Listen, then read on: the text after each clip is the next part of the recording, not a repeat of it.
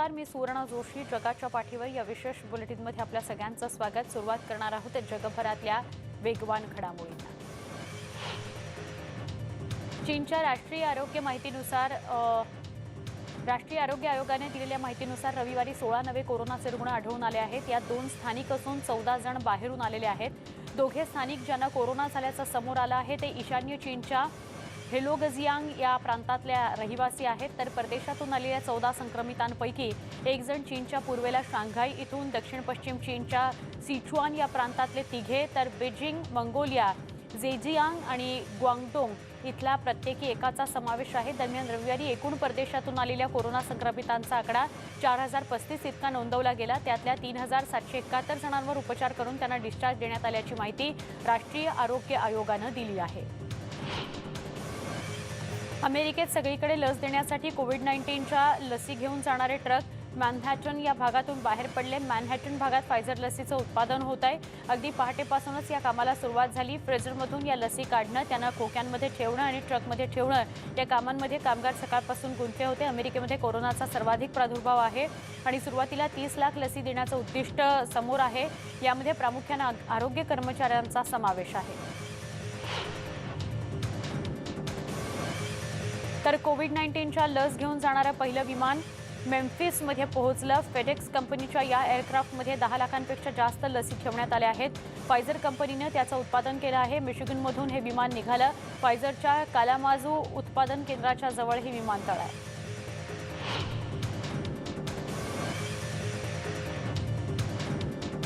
Corona काळातले पुढचे 4 ते 6 महिने धोक्याचे असतील असा इशारा मायक्रोसॉफ्टचे अध्यक्ष बिल गेट्स यांनी दिला आहे. बिल गेट्स यांची संस्था कोविड-19वरील लस विकसित करणं आणि ती जगभरात वितरित करण्याचं काम करते आहे. IHMI या संस्थेच्या अंदाजानुसार या कालावधीमध्ये 2 लाखांहूनही अधिक लोकांचा मृत्यू झाला आहे. कोरोनाचा प्रादुर्भाव असतानाही इस्रायलनं डेथ सी अर्थात मृत समुद्रातील पर्यटन स्थळं पुन्हा खुली केली आहेत. इथं झालेल्या पर्यटकांना 72 तास आधी कोरोनाची चाचणी करून त्यांचा अहवाल निगेटिव्ह येणं आवश्यक आहे. पर्यटन उद्योगाला आधार देण्यासाठी इस्रायलच्या सरकारनं हा निर्णय घेतलाय. हॉटेल्स, रेस्टॉरंट्स, दुकानं असा 6 किलोमीटरचा परिसर कोविड फ्री घोषित करण्यात आलाय. राजधानीतील रेस्टॉरंट्स आणि हॉटेल्स सुरू केल्यानं अनेकांना पुन्हा रोजगार मिळाला आहे. सिनोफार्म या चीनच्या चायना नॅशनल फार्मास्युटिकल अथॉरिटीनं तयार केलेली लस विकसित करायला बहारीन आरोग्य खात्यानं परवानगी दिली आहे. बहारीन न्यूज एजन्सीनं ही माहिती दिली. चीनमधल्या ट्रायल्सचा आढावा घेतल्यावर हा निर्णय घेण्यात आल्याचं सांगितलं जात आहे. बहारीननं फेज 3च्या क्लिनिकल ट्रायलमध्ये ऑगस्ट महिन्यामध्ये सहभागी झाला होता. दक्षिण कोरियामध्ये शिपिंग कंटेनर्सचं रूपांतर आता फिरत्या वॉर्ड्समध्ये करण्यात येत आहे. दक्षिण कोरियामध्ये नुकत्याच आलेल्या कोरोनाच्या लाटेत देशातील वैद्यकीय व्यवस्थेवरील ताण कमी करण्यासाठी हे प्रयत्न सुरू आहेत. गेल्या 24 तासात दक्षिण कोरियामध्ये 1030 नव्या रुग्णांची नोंद झाली आहे. तर कोरोना रुग्णांची एकूण संख्या 42,766 झाली आहे. जास्त गर्दी असलेल्या ठिकाणी कोरोनाचं जास्त प्रमाणात संक्रमण होत असल्याचं दिसून येत आहे. तर कोरोनामुळे अत्यवस्थ झालेल्या रुग्णांची संख्या दुपटीनं वाढली आहे. दक्षिण कोरियानं एकूण 4,40,00,000 लसींची मागणी केली आहे. गेल्या काही आठवड्यांपासून कोरोना संक्रमणात परत वाढ झाल्यानं जर्मनीमध्ये दुकानं, शाळा बंद करण्यात आल्या आहेत. चान्सलर अँगेला मर्केल आणि 16 राज्यांचे गव्हर्नर यांनी रविवारी हा निर्णय घेत असल्याचं जाहीर केलं. 16 डिसेंबर ते 10 जानेवारी या कालावधीमध्ये लॉकडाऊन लागू होणार आहे. बुधवारपासून अत्यावश्यक सेवेमध्ये नसलेले व्यवसायही बंद केले जाणार असल्याची माहिती मर्केल यांनी बर्लिनमध्ये पत्रकारांशी बोलताना दिली. जॉन हॉपकिन्स युनिव्हर्सिटीनं दिलेल्या माहितीनुसार दररोज अमेरिकेमध्ये 3000पेक्षा जास्त कोरोना रुग्णांची नोंद होते आहे. तरीही वॉशिंग्टनमध्ये रस्त्यांवर उतरून आंदोलन करणारे ट्रम्प समर्थक कोरोना संक्रमणाबद्दल बेफिकीर होते. आम्हाला कोरोना संक्रमणाची चिंता नसल्याचं त्यांनी म्हटलंय. विषाणूच्या संक्रमणाची ज्यांना भीती वाटते त्यांच्यासाठी लस आवश्यक आहे अशी प्रतिक्रिया समर्थकांनी दिली. कोरोना व्हायरस साथीच्या आजारासाठी इटलीच्या विशेष आयुक्तांनी रविवारी सांगितलं की कोविड-19 विरुद्धची लसीकरण मोहीम एकाच दिवशी सगळ्या 27 युरोपियन देशांमध्ये सुरू होईल आणि त्यापाठोपाठ प्रत्येक देशात लसीकरणाचा पाठपुरावा केला जाईल आणि कोरोनामुक्त ते देश ती राज्य होतील अशी माहिती डोमेनिको आर्कुरी यांनी पत्रकारांना दिली. तर लसीचा पहिला दिवस कधी असून त्या दिवशी किती लोकांना लस दिली जाईल हे मात्र त्यांनी सांगितलेलं नाही.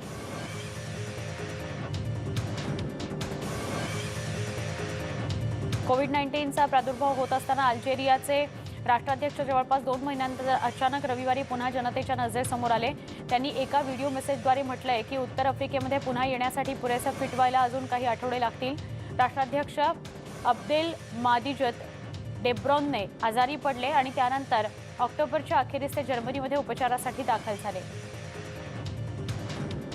अमेरिकेनं देशातील पहिल्या कोविडच्या लसीला अंतिम मंजुरी दिली आहे। आतापर्यंत अमेरिकेत कोरोनामुळे सुमारे 3 लाखापेक्षा जास्त नागरिकांचा मृत्यू झालेला आहे। त्यामुळे लोकांचा प्रशासनावरचा आणि मावळते राष्ट्राध्यक्ष डोनाल्ड ट्रम्प यांच्याबद्दल तीव्र नाराजी आहे किंवा विश्वास नाही आहे। अमेरिकेचे मावळते राष्ट्राध्यक्ष डोनाल्ड ट्रम्प यांनी सांगितले की फायझर यांनी अमेरिकेच्या इतिहासामधील सगळ्यात मोठी वैज्ञानिक कामगिरी म्हणून ओळखले ते जातील। सुरक्षेचे सगळे नियम पाळत केलेल्या या लसीसाठी त्यांनी संशोधकांचे आभार मानले। देशभरामध्ये पहिल्या टप्प्यामध्ये फायझर बायोटेक या लसीच्या सुमारे 3 दशलक्ष डोसची अपेक्षा आहे। अमेरिकेनं कोरोनामुळे आपल्या 3 लाखापेक्षा जास्त नागरिकांना गमावलं आहे। इतक्या मोठ्या प्रमाणात अमेरिकेत कोरोनामुळे मृत्यू झाल्यानंतर अखेर कोरोनावर लस शोधण्यात आणि सगळ्या प्रकारच्या चाचण्या पूर्ण करून त्याला वैद्यकीय मान्यता देण्यात अमेरिकेला यश आलं आहे। अन्न आणि औषध प्रशासनानं फायझर इंक आणि त्यांच्या जर्मन भागीदार बायोटेककडून कडक संरक्षणात्मक लसी बनवण्यात आल्या आहेत। ही लस सुरुवातीला आरोग्य कर्मचारी आणि आरोग्य सेवकांमध्ये काम करणाऱ्या सगळ्यांना दिली जाणार आहे। सुरुवातीच्या काळात सुद्धा कोणत्याही प्रकाराने लस कमी पडू नये याकरता लस तयार करणाऱ्या कंपन्यांनी तयारी पूर्ण केलेली आहे। कोरोना साथीचा सगळ्यात जास्त फटका अमेरिकेला बसलाय। अमेरिकेमध्ये कोरोनामुळे अनेक नागरिकांचा मृत्यू झालाय। 2,94,690 जणांचा कोरोनामुळे मृत्यू झालाय। ही आकडेवारी पाहता अमेरिकेतील दुसऱ्या महायुद्धामध्ये देखील एवढ्या जवानांचा मृत्यू झाला नसल्याची माहिती जॉन हॉपकिन्स विद्यापीठातील centre for system science and engineering विभागाने दिली आहे। दुसऱ्या महायुद्धामध्ये 2,91,557 जवानांचा मृत्यू झाला होता, परंतु कोरोनाने हा आकडा देखील ओलांडला असून 2,94,690 जणांचा कोरोनामुळे मृत्यू झालाय। या आकडेवारीनुसार संपूर्ण जगभराचा विचार केला असता अमेरिकेला कोरोनाचा मोठा फटका बसल्याचं दिसतंय। अमेरिकेतील कोरोनाचा वाढता प्रादुर्भाव पाहता अमेरिकेनं लसीकरणासाठी पावलं उचलली आहेत। अन्न आणि औषध प्रशासनानं फायझर आणि त्यांचे जर्मन भागीदार असलेल्या बायोटेक सोबत करार केलाय। त्यामुळे ही लस पुढील आठवड्यात बाजारात येणार असून ती प्रत्येक नागरिकापर्यंत पोहोचण्यासाठी अमेरिकन सरकार प्रयत्न करणार असल्याचं अमेरिकेच्या अन्न आणि औषध प्रशासनानं सांगितलं। ही प्रक्रिया अत्यंत पारदर्शकपणे पार पाडली जाणार असल्याचं बायोटेकचे मुख्य कार्यकारी अधिकारी आणि सहसंस्थापक डॉक्टर उगुर यांनी म्हटलंय। मेक्सिकन सरकारच्या वैद्यकीय सुरक्षा आयोगानं फायझर बायोटेक या कोरोना व्हायरस लसीच्या तातडीच्या वापरास मान्यता दिली आहे। त्यामुळे अमेरिकेतल्या कोट्यवधी नागरिकांना मोठा दिलासा मिळणार आहे। लसीचं वितरण सुरू करणारा मेक्सिको जगातला चौथा देश बनला आहे। मेक्सिकोचे सहाय्यक आरोग्य सचिव ह्युगो लोपेज म्हणाले की ब्रिटन, कॅनडा आणि बहरेननंतर मेक्सिकोनं कोरोनाच्या या लसीला मान्यता दिली आहे। मेक्सिकोला सुरुवातीला कोरोना लसीचे 2,50,000 डोस मिळणार आहेत, जे साधारणपणे 1,25,000 लोकांसाठी पुरेसे आहेत, कारण प्रत्येक व्यक्तीला 2 डोस देणं आवश्यक आहे। देशात पुढच्या आठवड्यामध्ये प्रत्यक्ष लसीकरण सुरू होईल। कोरोनामुळे अनेक महिन्यांपासून लॉकडाऊनमध्ये अडकलेल्या बार्सिलोनामधील नागरिकांनी पहिल्यांदाच एका संगीत कार्यक्रमात भाग घेतला। या कार्यक्रमामध्ये 1,000हून अधिक नागरिक सहभागी झाले होते। प्रायोगिक तत्वावर या कार्यक्रमाचं आयोजन करण्यात आलं होतं। या कार्यक्रमामध्ये सहभागी झालेल्या नागरिकांना जर कोरोनाची लागण झाली नाही तर अशा प्रकारचे संगीत कार्यक्रम घेण्यास सरकारकडून परवानगी दिली जाणार आहे। ब्राझीलमध्ये कोरोना रुग्णांच्या वाढत्या संख्येमुळे परिस्थिती चिंताजनक होत चालली आहे। नितेरी शहरातल्या ओशिनिको हे शासकीय रुग्णालय कोरोना रुग्णांमुळे फुल झालंय। दिवसेंदिवस कोरोना रुग्णांची संख्या वाढत असल्यामुळे या रुग्णालयातील कर्मचाऱ्यांवर ताण पडतोय। 140 आयसीयू बेड्स असलेल्या या रुग्णालयाचं उद्घाटन एप्रिलमध्ये करण्यात आलं होतं। या रुग्णालयामध्ये फक्त कोरोना रुग्णांवरच उपचार केले जातात। या शहरासह इतर रुग्णालयातही कोरोना रुग्णांची संख्या वाढत असल्यामुळे तिथल्या नागरिकांमध्ये भीतीचं वातावरण आहे। चीनी कंपनीने तयार केलेली कोरोनावरील लस प्रत्येक नागरिकापर्यंत पोहोचवण्यासाठी तुर्कीमध्ये एक मोहीम राबवली जाते आहे। ही लस देण्यासाठी नॉन मेडिकल स्वयंसेवकांची नेमणूक करण्याचा निर्णय तुर्कीने घेतलाय। या मोहिमेला तिथल्या नागरिकांनी अत्यंत चांगला प्रतिसाद दिला असून पहिल्याच दिवशी 20,000 स्वयंसेवकांनी अर्ज दाखल केलेत। या स्वयंसेवकांना लस कशी द्यायची याबाबतचं ट्रेनिंग दिलं जात असून देशातील घराघरात जाऊन हे स्वयंसेवक नागरिकांना लस देणार आहेत। तसंच सुरुवातीला आरोग्य विभागातील कर्मचाऱ्यांना ही लस दिली जाणार असल्याची माहिती आहे। चीननं कोरोनावर तयार केलेली लस प्रभावी असल्याचा दावा करण्यात येतोय। चीनी फार्मास्युटिकल कंपनी सिनोफार्म आपल्या कोरोनाच्या लसीचं राष्ट्रीय वितरण करण्याचं प्रशिक्षण द्यायला सुरुवात करते आहे। लस देण्यासाठी तयार झाली की ती काही तास फ्रीजमध्ये ठेवावी लागेल। यासाठीची पूर्वतयारीची प्रक्रिया पूर्ण झाली असल्याचं कंपनीचं म्हणणं आहे।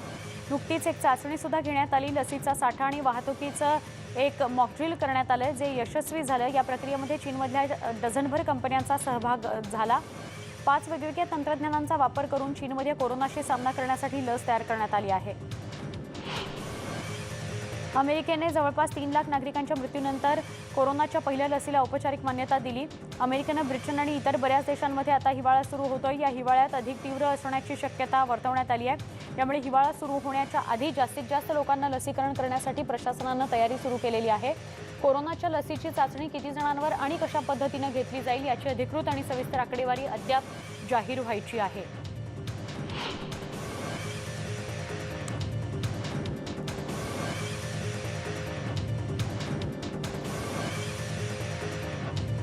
बातमी आहे स्पेनमधून। स्पेनमध्ये काही कोरोना रुग्णांना कोरोनाच्या लक्षणांव्यतिरिक्त इतरही त्रासांना सामोरं जावं लागतं आहे। चव जाण्याबरोबरच अंगावर पुरळ येणं, काहींना विस्मरण होणं, मेंदूशी संबंधित आजार होत आहेत, काहींना व्हेंटिलेटरवरही श्वास घ्यायला त्रास होतो आहे। डॉक्टर्सनाही हा त्रास होतो आहे। कोरोना संक्रमणामुळे मानवी शरीराला किती नुकसान पोहोचतंय हे आम्ही शवविच्छेदनावेळी पाहतोय। काही रोगनिदान तज्ज्ञ कोरोना पीडितांच्या शवविच्छेदनावेळी उपस्थित होते। 9 महिन्यांपासून आतापर्यंत ते हे काम करतायत। आतापर्यंत 50 शवविच्छेदनांपैकी 10 डायज हॉस्पिटलमध्ये करण्यात आले आहेत। कॅथेड्रल चर्चमध्ये रविवारी झालेल्या गोळीबाराच्या घटनेवेळी पोलीस अधिकाऱ्यांनी त्वरेनं पावलं उचलल्याबद्दल न्यूयॉर्क शहराचे पोलीस आयुक्त जमॉट शिया यांनी अधिकाऱ्यांची प्रशंसा केली। पोलिसांनी लगेच कारवाई केल्याने नागरिकांचे जीव वाचू शकले आणि हल्लेखोराला पकडण्यात यश आले। ख्रिसमस कोरल कॉन्सर्टच्या शेवटी या हल्लेखोरानं 2 सेमी ऑटोमॅटिक बंदुकांनी गोळीबार सुरू केला होता। याआधीही या हल्लेखोरानं गुन्हे केलेले आहेत। न्यूयॉर्क कॅथेड्रल चर्चमध्ये गोळीबार करणारा हल्लेखोर पोलिसांच्या गोळीबारात ठार झाला। दुपारी 4 वाजता ही घटना घडली। पाऊण तासाचा कॉन्सर्ट चर्चमध्ये पार पडला। कॉन्सर्ट पाहण्यासाठी आलेले नागरिक तिथून निघताना हल्लेखोरानं गोळीबार सुरू केला। तिथं उपस्थित पोलीस अधिकाऱ्यांनी त्याला ठार केलं।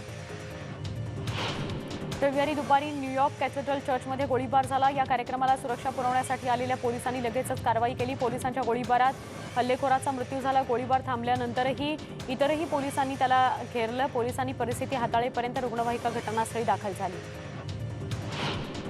पाकिस्तानमधील अर्थव्यवस्था अत्यंत बिकट झाली आहे। सध्या पाकिस्तानची अर्थव्यवस्था फक्त कर्जावर सुरू असल्याची माहिती समोर येते। 2019-20 मध्ये विदेशी स्रोतांसह एकूण 10 अब्जापेक्षाही जास्त कर्ज घेतल्याची माहिती आहे।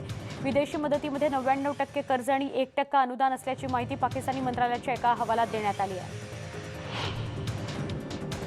येमेनमधील जवळपास 50 लाख जणांना दुष्काळाला सामोरं जावं लागू शकतं असा इशारा संयुक्त राष्ट्रांच्या अन्न आणि कृषी संघटनेनं दिला आहे।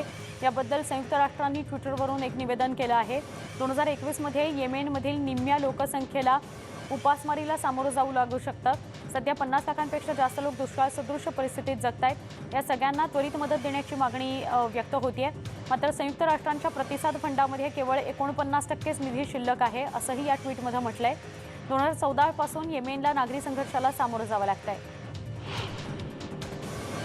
लाहोरच्या पूर्वेकडील शहरांमध्ये रविवारी पाकिस्तान डेमोक्रॅटिक चळवळीच्या कार्यकर्त्यांनी इम्रान खान सरकारविरोधात जाहीर मेळावा घेतला। पीडीएमचे प्रमुख मुलाना फजलूर रहमान यांनी इस्लामाबादमध्ये जानेवारीच्या शेवटी किंवा फेब्रुवारीच्या सुरुवातीला भला मोठा सामूहिक मोर्चा करणार असल्याची घोषणा केली। आम्ही या लोकसभा सदस्यांवर विश्वास ठेवू शकत नाही। हे सरकार बेकायदेशीर सरकार आहे असं म्हणत पीडीएमनं निषेध केला आणि पंतप्रधान इम्रान खान यांच्या राजीनाम्याची मागणी केली। पीडीएममध्ये पाकिस्तान मुस्लिम लीग एन, पाकिस्तान पीपल्स पार्टी, जमियत उलेमा इस्लाम आणि अवामी नॅशनल पार्टी यांचा समावेश आहे। बेलारूसची राजधानी मिन्स्कमध्ये रविवारी छोट्या छोट्या गटांनी अनेक रस्त्यांवर आंदोलनं केली। राष्ट्राध्यक्ष अलेक्झांडर लुकाशेन्को यांच्या विरोधात हे आंदोलन करण्यात आलं। या वर्षाच्या सुरुवातीला झालेल्या वादग्रस्त निवडणुकीमध्ये लुकाशेन्को हे 6व्यांदा निवडून आले आहेत। राजधानीच्या शहरातल्या 70हून अधिक परिसरामध्ये छोट्या छोट्या गटांनी एकत्र येत राष्ट्राध्यक्षांविरोधात निषेध मोर्चा आणि आंदोलनं काढली।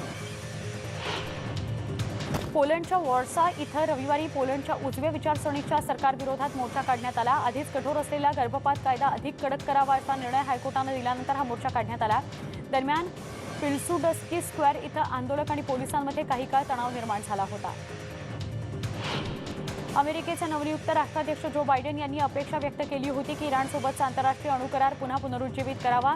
त्यावर रविवारी इस्रायलचे पंतप्रधान बेंजामिन नेतन्याहू यांनी भाष्य केलं। ते म्हणाले की इराणसोबत पुन्हा पूर्वीसारखे संबंध आणि व्यापार प्रस्थापित करणं किंवा अणुकरारामध्ये सहभागी होणं ही एक मोठी चूक ठरू शकेल।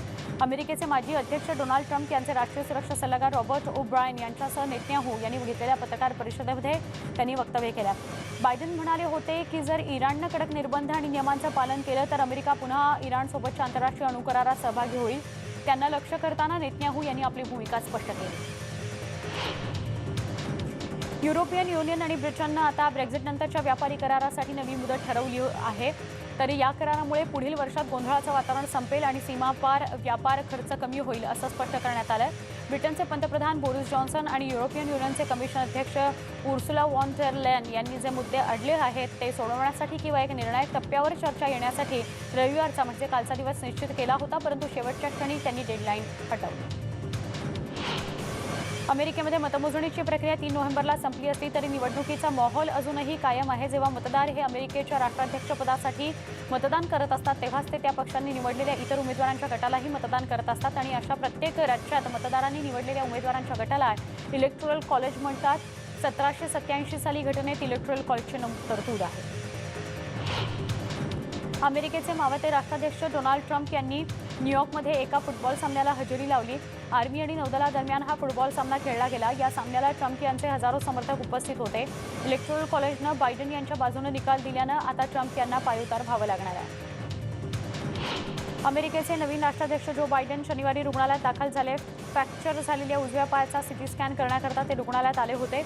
काही दिवसांपूर्वी जो बायडेन यांच्या पायाला दुखापत झाली होती। पाळीव कुत्र्यासोबत खेळत असताना त्यांचा उजवा पाय फ्रॅक्चर झाला होता।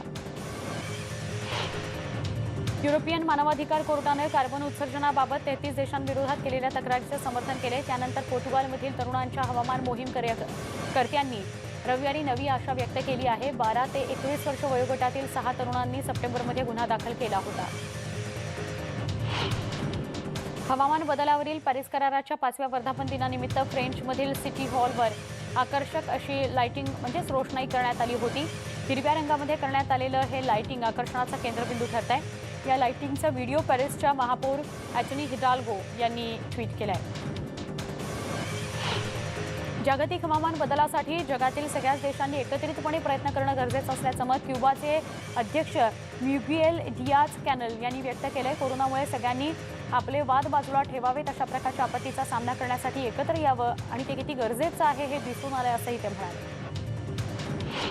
जास्तीत जास्त देशांनी हवामान बदलाचं वाढतं प्रमाण पाहता कार्बन उत्सर्जनाबद्दल सजग राहण्याची गरज संयुक्त राष्ट्रांचे महासचिव अँटोनियो गुटेरेस यांनी व्यक्त केली। अधिकाधिक देशांनी यासाठी उपाययोजना कराव्यात अशी अपेक्षाही गुटेरेस यांनी व्यक्त केली। पुढच्या वर्षीच्या पहिल्या तिमाहीमध्ये न्यूझीलंड ते ऑस्ट्रेलिया दरम्यान ट्रॅव्हल कॉरिडॉर सुरू करण्यासंदर्भात विचार सुरू असल्याचं न्यूझीलंडचे पंतप्रधान जेसिंडा ऑर्डन यांनी म्हटलंय। याचा अर्थ जे ऑस्ट्रेलियातून न्यूझीलंडला प्रवास करतील त्यांना 2 आठवडे क्वारंटाईन होण्याचं बंधन नसेल।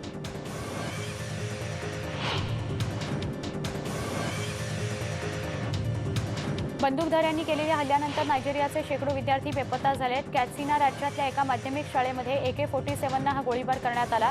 काही विद्यार्थी शाळेचं कुंपण ओलांडून पळून गेले। 600 पैकी 400 विद्यार्थी अजूनही बेपत्ता आहेत। हल्लेखोरांना काही विद्यार्थ्यांना पळवून नेलं अशी शंका आहे। रशियाच्या ओएयाकोन या शहरामध्ये उणे 51 तापमानात शाळा सुरू असते। झाडं गोठवणाऱ्या थंडीतही लहान मुलं शिक्षणाच्या ओढीनं शाळेत येत असतात। मात्र जेव्हा तापमान उणे 52 होतं तेव्हा 11 किंवा त्यापेक्षा कमी वयाच्या मुलांना शाळेत येण्यास मनाई केली जाते। सायबेरियातील ही सरकारी शाळा 83 वर्ष जुनी आहे। जगाच्या पाठीवर मध्ये एक छोटासा ब्रेक, लगेच भेटू। पहा फक्त न्यूज 18 लोकमत। स्वागत। पुढच्या घडामोडींकडे वळतो। कोसोवोमध्ये रविवारी सेंट्रल प्रिस्टिना इथं वार्षिक सांता क्लॉज मिनी मॅरेथॉन आयोजित करण्यात आली होती। यावेळेस कोसोवोतील नागरिक उपस्थित होते आणि कोरोना व्हायरस साथीच्या आजारामुळे ग्रस्त लोकांना मदतीसाठी निधी उभा करावा या हेतूनं ते एकत्र जमले होते। मात्र यंदा सहभागी झालेल्या स्पर्धकांनी कोसोवोच्या राजधानीमध्ये न राहता त्याऐवजी जाहीर पजाझिती स्क्वेअरमध्ये एकत्र जमून गरजूंना दान केलं।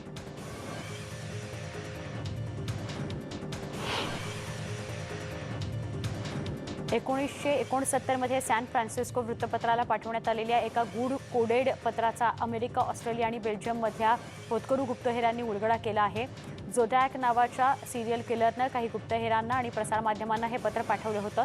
1968 ते 1970 या ठिकाणी उत्तर कॅलिफोर्नियातल्या बे एरियातल्या 5 जणांना त्यानं ठार केलं होतं. मला शोधण्याचा तुम्ही प्रयत्न करत आहात, पण मला गॅस चेंबरसारख्या शिक्षेचीही भीती वाटत नाही, कारण आता सरकार माझी सेवा करण्यासाठी गुलाम आहेत, असा या पत्राचा अर्थ असल्याचा दावा कोड ब्रेकिंग तज्ज्ञ डेव्हिड ओरानचाक यांनी केला आहे. चीनमधील CTI टीव्हीनं कर्मचारी तैवानमध्ये चॅनलच्या कार्यालयाबाहेर एकत्र आले. शनिवारी मध्यरात्रीपासून या चॅनलचं प्रक्षेपण केबल TV सिस्टीममधून काढण्यात आलं आणि तैवान सरकारनंही त्याच्या परवान्याचं नूतनीकरण करण्याला नकार दिला. गेल्या 6 वर्षात या चॅनलला 25 वेळा दंड ठोठावण्यात आला आहे.